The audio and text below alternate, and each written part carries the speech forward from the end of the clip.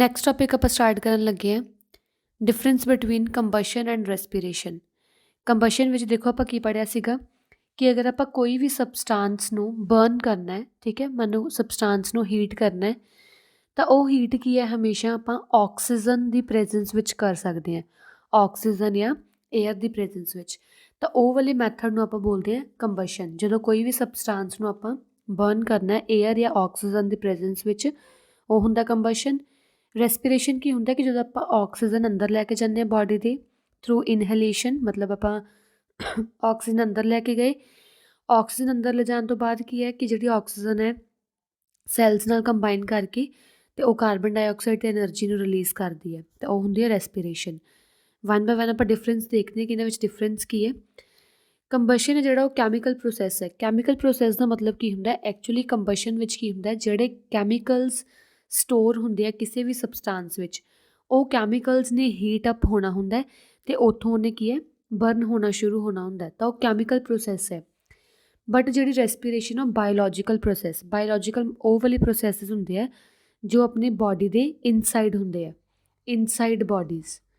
ਤਾਂ ਰੈਸਪੀਰੇਸ਼ਨ ਤਾਂ ਓਬਵੀਅਸ ਆਪਣੀ ਇਨਸਾਈਡ ਬਾਡੀ ਹੀ ਜਿਹੜੀ ਹੈਗੀ ਹੈ ਆਕਸੀਜਨ ਬਲੱਡ ਨਾਲ ਕੰਬਾਈਨ ਕਰਕੇ ਕਾਰਬਨ ਡਾਈਆਕਸਾਈਡ ਗੈਸ ਨੂੰ ਰਿਲੀਜ਼ ਕਰਦੀ ਹੈ। It takes place at high temperature. Combustion ਕੋਈ ਵੀ ਚੀਜ਼ ਬਰਨ ਕਰਨ ਲਈ ਆਪਾਂ ਨੂੰ ਟੈਂਪਰੇਚਰ ਦੇਣਾ ਪੈਂਦਾ ਹੈ, ਆਪਾਂ ਨੂੰ ਉਹਨੂੰ ਮਤਲਬ ਬਰਨ ਕਰਨਾ ਪੈਂਦਾ। ਜਿਹੜੀ ਰੈਸਪੀਰੇਸ਼ਨ ਹੈ ਉਹ ਨੋਰਮਲ ਟੈਂਪਰੇਚਰ ਹੈ, ਜਿੰਨਾ ਆਪਣਾ ਬਾਡੀ ਟੈਂਪਰੇਚਰ ਹੁੰਦਾ, ਆਮ normal body temperature that is 37 degree Celsius 'ਤੇ ਆਰਾਮ ਨਾਲ ਕੀ ਹੋ ਜਾਂਦੀ ਹੈ respiration. It is a fast process. Combustion ਹੈ ਜਿਹੜੀ ਬਹੁਤ ਫਾਸਟ ਪ੍ਰੋਸੈਸ ਹੁੰਦੀ ਹੈ। ਫਾਸਟ ਪ੍ਰੋਸੈਸ ਮਤਲਬ ਕਿ ਜਦੋਂ ਆਪਾਂ ਕੋਈ ਵੀ ਚੀਜ਼ ਨੂੰ ਬਰਨ ਕੀਤਾ, ਹੀਟ ਅਪ ਕੀਤਾ, ਉਹਨੇ ਫਟਾਫਟ ਕੀ ਹੈ ਹੀਟ ਅਤੇ ਲਾਈਟ ਐਨਰਜੀ ਦੇਣੀ ਸ਼ੁਰੂ ਕਰਤੀ, ਮਤਲਬ ਸਿੰਗਲ ਸਟੈਪ ਵਿੱਚ ਇਹ ਕੀ ਹੈ ਆਪਦਾ ਰਿਜ਼ਲਟ ਦਿਖਾਉਣਾ ਸ਼ੁਰੂ ਹੋ ਜਾਂਦੀ ਹੈ। ਬਟ ਰੈਸਪੀਰੇਸ਼ਨ ਹੈ ਜਿਹੜਾ ਉਹ ਸਲੋ ਪ੍ਰੋਸੈਸ ਹੈ। ਸਲੋ ਪ੍ਰੋਸੈਸ ਦਾ ਮਤਲਬ ਕੀ ਹੈ, ਇਹਦੇ ਵਿੱਚ ਪਹਿਲਾਂ ਆਕਸੀਜਨ ਅੰਦਰ ਜਾਊਗੀ, ਫਿਰ ਉਹ ਬਲੱਡ ਨਾਲ ਕੰਬਾਈਨ ਕਰੂਗੀ, ਬਲੱਡ ਨਾਲ ਕੰਬਾਈਨ ਕਰਕੇ ਐਨਰਜੀ ਅਤੇ ਕਾਰਬਨ ਡਾਈਆਕਸਾਈਡ ਗੈਸ ਨੂੰ ਰਿਲੀਜ਼ ਕਰੂਗੀ। ਤਾਂ ਜਿਹੜੀ ਐਨਰਜੀ ਰਿਲੀਜ਼ ਹੁੰਦੀ ਹੈ ਉਹ ਸੈਵਰਲ ਸਟੈਪਸ ਵਿੱਚ ਹੁੰਦੀ ਹੈ। ਇਹਦੇ ਵਿੱਚ ਐਨਰਜੀ ਓਨਲੀ ਵਨ ਸਟੈਪ 'ਚ ਹੋ ਜਾਂਦੀ ਹੈ, ਬਟ ਇਹਦੇ ਵਿੱਚ ਐਨਰਜੀ ਸੈਵਰਲ ਸਟੈਪ ਵਿੱਚ ਰਿਲੀਜ਼ ਹੋ ਜਾਂਦੀ ਹੈ। ਅਤੇ ਕਈ ਜਿਹੜੀ ਐਨਰਜੀ ਹੁੰਦੀ ਹੈ ਉਹ ਸਟੋਰ ਵੀ ਹੋ ਜਾਂਦੀ ਹੈ ਬਾਡੀ ਵਿੱਚ ATP ਦੀ ਫਾਰਮ 'ਚ। ATP ਇੱਕ ਐਨਰਜੀ ਹੁੰਦੀ ਹੈ ਜਿਹਨੂੰ ਆਪਾਂ ਬੋਲਦੇ ਹਾਂ ਐਡੀਨੋਸਿਨ ਟ੍ਰਾਈਫਾਸਫੇਟ, ਠੀਕ ਹੈ, ਫੁੱਲ ਫਾਰਮ ATP ਦੀ ਐਡੀਨੋਸਿਨ ਟ੍ਰਾਈਫਾਸਫੇਟ ਦੀ ਫਾਰਮ ਵਿੱਚ ਐਨਰਜੀ ਬਾਡੀ ਵਿੱਚ ਸਟੋਰ ਵੀ ਹੋ ਜਾਂਦੀ ਹੈ। Most of the energy is produced as heat and light. Coffee sorry energy ਹੈ ਜਿਹੜੀ ਇਹਦੇ ਵਿੱਚ ਹੀਟ ਅਤੇ ਲਾਈਟ ਦੀ ਫਾਰਮ ਵਿੱਚ ਪ੍ਰੋਡਿਊਸ ਹੁੰਦੀ ਹੈ। ਜਿਵੇਂ ਮੰਨ ਲਓ ਕੋਈ ਵੀ ਆਪਾਂ ਚੀਜ਼ ਨੂੰ ਹੀਟ ਕਰ ਰਹੇ ਹਾਂ, ਹੀਟ ਕਰਾਂਗੇ ਇਹਨੂੰ, ਜੇ ਆਪਾਂ ਬਰਨ ਕਰਾਂਗੇ, ਬਰਨ ਕਰਨ 'ਤੇ ਕੀ ਹੈ ਉਹ ਜਲੂਗੀ ਵੀ, ਮਤਲਬ ਲਾਈਟ ਵੀ ਦਊਗੀ ਪਲੱਸ ਹੀਟ ਵੀ ਦਊਗੀ। ਬਟ ਇਹਦੇ ਵਿੱਚ ਕੀ ਹੈ ਕਿ only a part of energy is liberated as heat. ਇਹਦੇ ਵਿੱਚ ਜਿਹੜੀ ਐਨਰਜੀ ਰਿਲੀਜ਼ ਹੁੰਦੀ ਹੈ ਉਹ ਹੀਟ ਦੀ ਫਾਰਮ 'ਚ ਹੁੰਦੀ ਹੈ। ਜਦੋਂ ਆਪਾਂ ਕੋਈ ਵੀ ਮਤਲਬ ਹੈਵੀ ਵਰਕ ਡਨ ਕਰਦੇ ਹਾਂ ਤਾਂ ਆਪਣੀ ਬਾਡੀ ਹੀਟ ਅਪ ਹੋਣੀ ਸ਼ੁਰੂ ਹੋ ਜਾਂਦੀ ਹੈ ਨਾ, ਉਵੇਂ ਜਿਹੜੀ ਰੈਸਪੀਰੇਸ਼ਨ 'ਚ ਐਨਰਜੀ ਹੀਟ ਦੀ ਫਾਰਮ 'ਚ ਹੁੰਦੀ ਹੈ। Oxygen is directly used in the process. ਇਹਦੇ ਵਿੱਚ ਜਿਹੜਾ ਆਕਸੀਜਨ ਹੈ, ਕੋਈ ਵੀ ਚੀਜ਼ ਨੂੰ ਆਪਾਂ ਬਰਨ ਕਰਨਾ ਹੈ ਤਾਂ ਆਕਸੀਜਨ ਡਾਇਰੈਕਟਲੀ ਯੂਜ਼ ਹੋ ਰਿਹਾ। ਜੇ ਆਕਸੀਜਨ ਹੋਊਗਾ ਕੰਬਸ਼ਨ ਹੋਊਗੀ, ਅਦਰਵਾਈਜ਼ ਨੋ। ਇਹਦੇ ਵਿੱਚ ਜਿਹੜਾ oxygen is employed as an oxidant only. Oxidant ਮਤਲਬ ਕਿ ਆਪਾਂ ਆਕਸੀਜਨ ਦੀ ਹੈਲਪ ਨਾਲ ਜੋ ਚੀਜ਼ ਮਤਲਬ ਕਾਰਬਨ ਡਾਈਆਕਸਾਈਡ ਗੈਸ ਵਗੈਰਾ ਰਿਲੀਜ਼ ਕਰ ਰਹੇ ਹਾਂ, ਤਾਂ ਇਹਦੇ ਵਿੱਚ ਆਕਸੀਜਨ ਐਜ਼ ਅ ਆਕਸੀਡੈਂਟ ਕੰਮ ਕਰਦੀ ਹੈ, ਮਤਲਬ ਕਿਸੇ ਚੀਜ਼ ਨੂੰ ਰਿਲੀਜ਼ ਕਰਾਉਣ ਵਿੱਚ ਗਾਂ ਹੈਲਪਫੁਲ ਹੁੰਦੀ ਹੈ। ਬਟ ਇਹਦੇ ਵਿੱਚ ਤਾਂ ਆਕਸੀਜਨ ਦੀ ਆਪਾਂ ਨੂੰ ਡਾਇਰੈਕਟਲੀ ਯੂਜ਼ ਹੈ ਕਿ ਉਹਨੂੰ ਬਰਨ ਕਰਨੀ ਹੈ ਕੋਈ ਵੀ ਚੀਜ਼। It is an artificial and discontinuous process. ਇਹ ਕਿ ਇੱਕ ਆਰਟੀਫਿਸ਼ੀਅਲ ਮਤਲਬ ਕਿ ਮੈਨ ਮੇਡ, ਕਿ ਕੋਈ ਵੀ ਚੀਜ਼ ਅਗਰ ਆਪਾਂ ਬਰਨ ਕਰਨੀ ਹੈ ਤਾਂ ਉਹ ਮੈਨ ਨੂੰ ਕਰਨੀ ਪੈਣੀ ਹੈ, ਆਪਾਂ ਨੂੰ ਮਤਲਬ ਕਰਨੀ ਪੈਣੀ ਹੈ। ਡਿਸਕੰਟੀਨਿਊਸ ਮਤਲਬ ਕਿ ਅਗਰ ਆਪਾਂ ਅੱਜ ਕੋਈ ਚੀਜ਼ ਬਰਨ ਕੀਤੀ, ਕੱਲ੍ਹ ਨਹੀਂ ਬਰਨ ਕੀਤੀ ਤਾਂ ਕੋਈ ਗੱਲ ਨਹੀਂ। ਬਟ ਇਹ ਜਿਹੜਾ ਰੈਸਪੀਰੇਸ਼ਨ ਹੈ ਇੱਕ ਨੈਚੁਰਲ ਪ੍ਰੋਸੈਸ ਹੈ। ਨੈਚੁਰਲ ਮਤਲਬ ਆਪਣੀ ਬਾਡੀ ਵਿੱਚ ਇਹ ਚੀਜ਼ ਹੋਣੀ ਹੀ ਹੋਣੀ ਹੈ ਅਤੇ ਕੰਟੀਨਿਊਸ ਪ੍ਰੋਸੈਸ। ਇਹ ਤਾਂ ਨਹੀਂ ਹੈਗਾ ਕਿ ਆਪਣਾ ਸਾਹ ਨਾ ਬੰਦ ਹੋ ਜਾਂਦਾ, ਇਹ ਹਮੇਸ਼ਾ ਕੰਟੀਨਿਊਸ ਚੱਲਦਾ ਰਹਿਣਾ। ਨੈਕਸਟ ਆ ਗਿਆ ਆਪਣੇ ਕੋਲ ਰਸਟਿੰਗ। ਰਸਟਿੰਗ ਕੀ ਹੁੰਦਾ ਕਿ ਜਦੋਂ ਮੰਨ ਲਓ ਆਪਣੇ ਕੋਲ ਇੱਕ ਆਇਰਨ ਦਾ ਗੇਟ ਵਗੈਰਾ ਹੈ, ਕੋਈ ਵੀ ਆਇਰਨ ਦੀ ਚੀਜ਼ ਹੈ, ਜਦੋਂ ਆਇਰਨ ਦੀ ਚੀਜ਼ ਉੱਪਰ ਆਪਾਂ ਉਵੇਂ ਰੇਨ ਆ ਰਹੀ ਹੈ, ਮਤਲਬ ਰੇਨ ਡਰੋਪਲੇਟਸ ਪੈ ਰਹੇ ਹੈ, ਆਕਸੀਜਨ ਦੀ ਜਿਹੜੀ ਹੈਗੀ ਮੋਇਸਚਰ ਉਹ ਮਤਲਬ ਆਇਰਨ ਦੇ ਗੇਟ ਉੱਪਰ ਆ ਰਹੀ ਹੈ, ਤਾਂ ਉਹ ਆਇਰਨ ਹੈ ਜਿਹੜਾ ਉਹ ਹੌਲੀ ਹੌਲੀ ਆਇਰਨ ਕੀ ਹੈ ਖਰਾਬ ਹੋਣਾ ਸ਼ੁਰੂ ਹੋ ਜਾਂਦਾ। ਮਤਲਬ ਕਿ ਜਿਹੜਾ ਆਇਰਨ ਹੈ ਉਹ ਆਇਰਨ ਆਕਸਾਈਡ ਵਿੱਚ ਕਨਵਰਟ ਹੋਣਾ ਸ਼ੁਰੂ ਹੋ ਜਾਂਦਾ। ਆਇਰਨ ਆਕਸਾਈਡ ਕੀ ਜਦੋਂ ਆਇਰਨ ਆਕਸੀਜਨ ਅਤੇ ਵਾਟਰ ਦੀ ਪ੍ਰੈਜ਼ੈਂਸ ਵਿੱਚ ਆਉਂਦੇ ਆ ਤਾਂ ਉਹ ਆਇਰਨ ਆਕਸਾਈਡ ਬਣਾ ਲੈਂਦੇ ਆ, ਜਿਹਦਾ ਫਾਰਮੂਲਾ ਹੁੰਦਾ Fe2O3 dot X molecules of water. ਇਹ ਤੁਸੀਂ ਲਰਨ ਰੱਖਣਾ ਹੈ। Fe2O3 ਇਹ ਹੁੰਦਾ iron oxide dot XH2O। XH2O ਦਾ ਮਤਲਬ ਕਿ ਆਇਰਨ ਦੇ ਨਾਲ ਕੁਛ ਵਾਟਰ ਦੇ ਡ੍ਰੋਪਲੇਟਸ ਵੀ ਕੰਟੈਕਟ ਵਿੱਚ ਆਏ ਆ। It happens when an iron comes with the contact of moisture and oxygen. ਜਦੋਂ ਆਇਰਨ ਮੋਇਸਚਰ ਮਤਲਬ ਕਿ ਏਅਰ ਜਾਂ ਵਾਟਰ ਦੇ ਕੰਟੈਕਟ ਵਿੱਚ ਆਉਂਦਾ ਹੈ ਤਾਂ ਉਹ ਕੀ ਬਣਾ ਲੈਂਦਾ ਹੈ? Iron oxide. ਆ ਫਾਰਮੂਲਾ ਆਇਰਨ ਆਕਸਾਈਡ ਦਾ ਵੈਰੀ ਇੰਪੋਰਟੈਂਟ ਹੈ, ਇਹ ਕੁਐਸਚਨ ਵਿੱਚ ਆ ਸਕਦਾ ਹੈ। ਠੀਕ ਹੈ। This process is a type of corrosion that occurs easily under normal condition.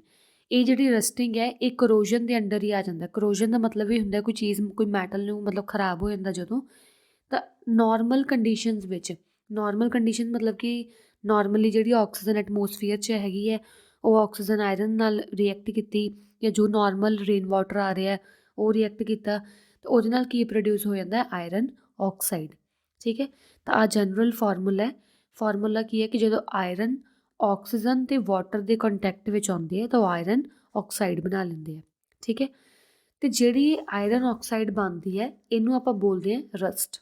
Rust ਮਤਲਬ ਜੰਗਾਲ, ਪੰਜਾਬੀ ਜੰਗਾਲ ਬੋਲਦੇ ਆ ਨਾ।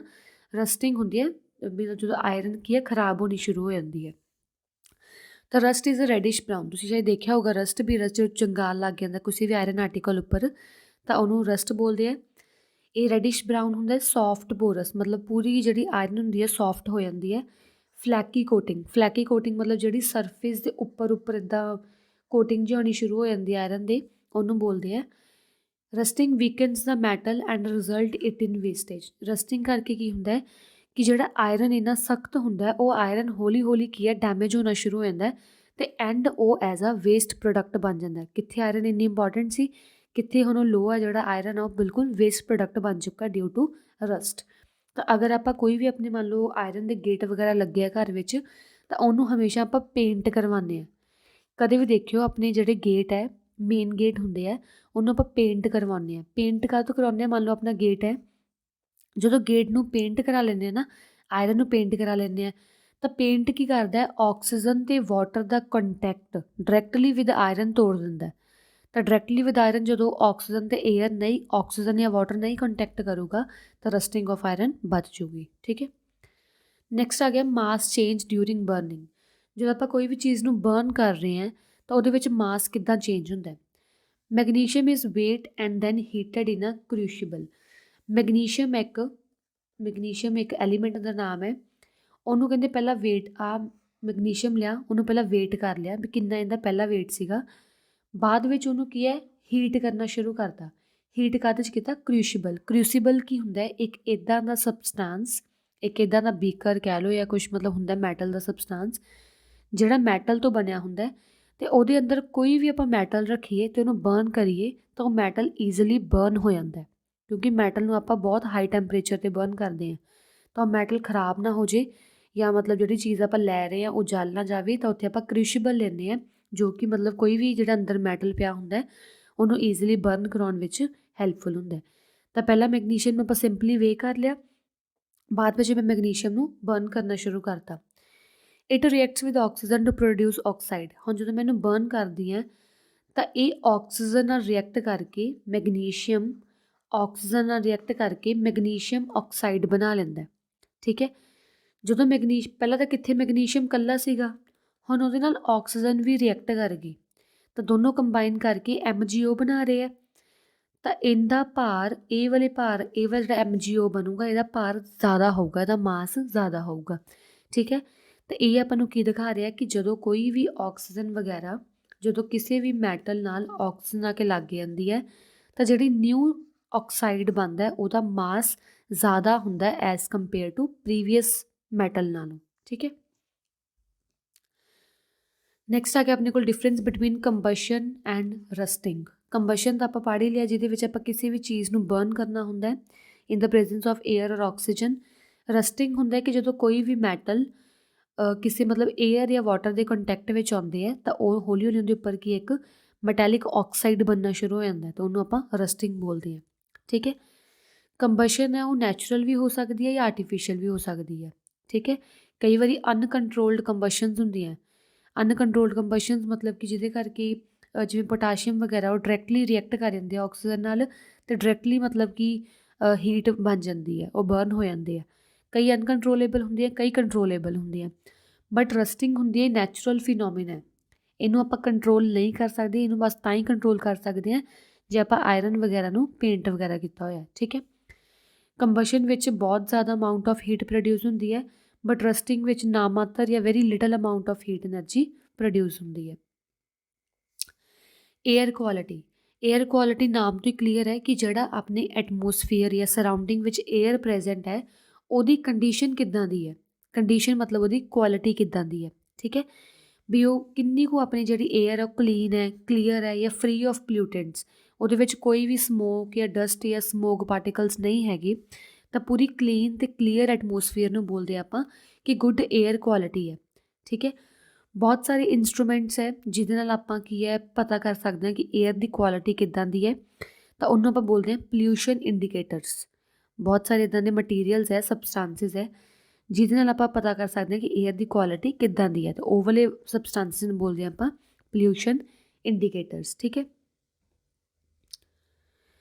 ਜਿਹੜੇ ਕਹਿੰਦੇ ਗੁੱਡ ਕੁਆਲਿਟੀ ਦੀ ਏਅਰ ਅੱਜ ਕੱਲ੍ਹ ਚਾਹੀਦੀ ਹੈ ਆਪਾਂ ਨੂੰ, ਉਹ ਤਾਂ ਪਤਾ ਆਪਾਂ ਨੂੰ ਅੱਜ ਕੱਲ੍ਹ ਬਹੁਤ ਸਾਰੀ ਗੁੱਡ ਕੁਆਲਿਟੀ ਆਫ ਏਅਰ ਚਾਹੀਦੀ, ਕਿਉਂਕਿ ਹਿਊਮਨ ਬੀਇੰਗਸ ਹੈ ਜਿਹੜੇ ਉਹ ਅਰਥ 'ਤੇ ਰਹਿ ਰਹੇ ਆ, ਪਲਾਂਟਸ ਅਰਥ 'ਤੇ ਰਹਿ ਰਹੇ ਆ, ਐਨੀਮਲਸ, ਨੈਚੁਰਲ ਰਿਸੋਰਸਿਸ, ਬਹੁਤ ਸਾਰੀ ਚੀਜ਼ਾਂ ਜਿਹੜੀਆਂ ਉਹ ਅਰਥ 'ਤੇ ਐਗਜ਼ਿਸਟ ਕਰਦੀਆਂ। ਅਗਰ ਅਰਥ ਐਟਮੋਸਫੀਅਰ 'ਚ ਆਪਾਂ ਰਹਿ ਰਹੇ ਹਾਂ ਤਾਂ ਉਹਦੀ ਆਪਾਂ ਨੂੰ ਕੁਆਲਿਟੀ ਵੀ ਵਧੀਆ ਚਾਹੀਦੀ ਹੈ ਏਅਰ ਦੀ, ਠੀਕ ਹੈ। ਤਾਂ ਇਹ ਸਾਰਿਆਂ ਨੂੰ ਮਤਲਬ ਕੀ ਹੈ, ਅੱਜ ਕੱਲ੍ਹ ਕੀ ਹੈ, ਵੈਸੇ ਤਾਂ ਏਅਰ ਵਿੱਚ ਬਹੁਤ ਹਾਈ ਕੰਸਨਟ੍ਰੇਸ਼ਨ ਆਫ ਪੋਲਿਊਸ਼ਨ ਵੱਧ ਚੁੱਕਾ ਹੈ, ਜਿਹਦੇ ਕਰਕੇ ਕਾਫੀ ਮਤਲਬ ਇਹ ਲਿਵਿੰਗ ਬੀਇੰਗਸ ਨੂੰ ਪ੍ਰੋਬਲਮ ਫੇਸ ਕਰਨੀਆਂ ਪੈ ਰਹੀਆਂ। ਤਾਂ ਪੂਅਰ ਏਅਰ ਕੁਆਲਿਟੀ ਕੀ ਹੋਊਗੀ, ਅਗਰ ਕੁਆਲਿਟੀ ਏਅਰ ਦੀ ਬਿਲਕੁਲ ਵਧੀਆ ਨਹੀਂ ਹੈਗੀ ਗੀ, ਮਤਲਬ ਸਮੋਕ ਬਹੁਤ ਜ਼ਿਆਦਾ ਹੈ, ਡਸਟ ਬਹੁਤ ਜ਼ਿਆਦਾ ਹੈ, ਸਮੋਕ ਕਾਫੀ ਹੈ, ਤਾਂ ਉਹਦੇ ਨਾਲ ਕੀ ਹੈ ਹੌਲੀ ਹੌਲੀ ਹਿਊਮਨ ਹੈਲਥ ਹੈ ਜਿਹੜੀ ਉਹ ਖਰਾਬ ਹੋ ਰਹੀ ਹੈ, ਠੀਕ ਹੈ, ਜਾਂ ਕਹਿ ਲਓ ਕਿ ਪੂਰਾ ਇਨਵਾਇਰਮੈਂਟ ਹੀ ਖਰਾਬ ਹੋ ਰਿਹਾ। ਏਅਰ ਕੁਆਲਿਟੀ ਕਰਕੇ ਨੈਚੁਰਲ ਅਤੇ ਮੈਨ ਮੇਡ ਸੋਰਸਿਸ ਸਾਰੇ ਮਤਲਬ ਕਾਫੀ ਚੇਂਜ ਹੋ ਰਹੇ ਹੈ, ਕਾਫੀ ਖਰਾਬ ਹੋ ਰਹੇ ਹੈ। ਨੈਚੁਰਲ ਸੋਰਸਿਸ ਜਿਵੇਂ ਕਿ ਵੋਲਕੈਨਿਕ ਇਰਪਸ਼ਨਸ, ਵਿੰਡ ਸਟਰੋਮ, ਡਸਟ, ਇਹ ਸਾਰਾ ਕੁਛ ਬਹੁਤ ਜ਼ਿਆਦਾ ਵੱਧ ਰਿਹਾ ਪੂਅਰ ਏਅਰ ਕੁਆਲਿਟੀ ਕਰਕੇ। ਹੋਰ ਜਿਵੇਂ ਇਹ ਕਾਹਦੇ ਕਰਕੇ ਹੋ ਰਿਹਾ, ਕਿਉਂਕਿ ਜਿਹੜਾ ਪੋਲਿਊਸ਼ਨ ਇੰਨਾ ਕ੍ਰੀਏਟ ਹੋ ਰਿਹਾ, ਵਹੀਕਲਸ ਇਹਨਾਂ ਪੋਲਿਊਸ਼ਨ ਕ੍ਰੀਏਟ ਕਰ ਰਹੇ ਆ, ਟੌਕਸਿਕ ਗੈਸਿਸ ਆ ਰਹੀਆਂ ਇੰਡਸਟਰੀਜ਼ ਵਿੱਚੋਂ, ਟੌਕਸਿਕ ਮਤਲਬ ਹਾਰਮਫੁਲ ਗੈਸਿਸ, ਠੀਕ ਹੈ। ਜਿਹੜੀਆਂ ਹਾਰਮਫੁਲ ਗੈਸਿਸ ਆ ਰਹੀਆਂ ਇੰਡਸਟਰੀਜ਼ ਵਿੱਚੋਂ, ਪਾਵਰ ਪਲਾਂਟਸ ਵਿੱਚੋਂ, ਜਾਂ ਬਰਨਿੰਗ ਵੁੱਡ ਵਗੈਰਾ, ਕੋਈ ਵੀ ਚੀਜ਼ ਨੂੰ ਅਗਰ ਆਪਾਂ ਬਰਨ ਕਰਦੇ ਹਾਂ ਉਹਦੇ ਵਿੱਚੋਂ ਕਾਰਬਨ ਡਾਈਆਕਸਾਈਡ ਗੈਸ ਪ੍ਰੋਡਿਊਸ ਹੋ ਰਹੀ ਹੈ, ਤਾਂ ਇਹ ਸਾਰੀਆਂ ਜਿਹੜੀਆਂ ਗੈਸਿਸ ਪ੍ਰੋਡਿਊਸ ਹੋ ਰਹੀਆਂ ਐਟਮੋਸਫੀਅਰ ਵਿੱਚ, ਉਹ ਏਅਰ ਦੀ ਕੁਆਲਿਟੀ ਨੂੰ ਬਿਲਕੁਲ ਖਰਾਬ ਕਰ ਰਹੀ ਹੈ, ਜਿਹਦੇ ਕਰਕੇ ਹਿਊਮਨ ਬੀਇੰਗਸ ਨੂੰ ਬਹੁਤ ਸਾਰੀ ਮਤਲਬ ਰਿਲੇਟਡ ਪ੍ਰੋਬਲਮਸ ਆ ਰਹੀਆਂ, ਹਿਊਮਨ ਪ੍ਰੋਬਲਮਸ ਆ ਰਹੀਆਂ, ਠੀਕ ਹੈ।